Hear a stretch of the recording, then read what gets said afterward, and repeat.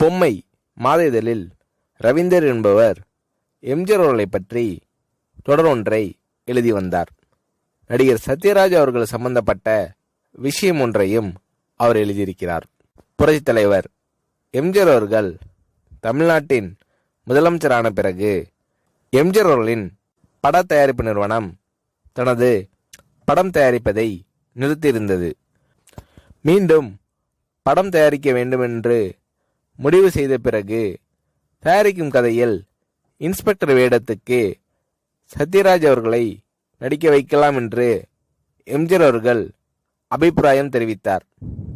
ஜல்லிக்கட்டு படத்தின் வெற்றி விழாவிற்கு புரட்சியாளர் எம்ஜிஆர் அவர்களை அழைப்பதற்காக சத்யராஜ் அவர்களும் அவருடன் சித்ரா லக்ஷ்மணன், ராமு ஆகியோரும் எம்ஜிஆர் அவர்களின் இல்லத்திற்கு சென்றிருந்தார்கள்.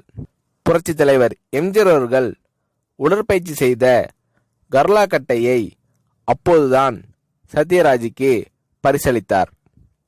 கர்லா கட்டையை சத்யராஜ் அவர்களுக்கு பரிசளித்தது பற்றி புரட்சியாளர் எம்ஜிஆர் அவர்களிடம் சிலர், நம்ம சக்கரபாணி அண்ணன் பையன்லாம் இருக்கும்போது சத்யராஜிடம் ஏன் கர்லா கட்டையை கொடுத்தீர்கள் என்று சிலர் கேட்டனர்.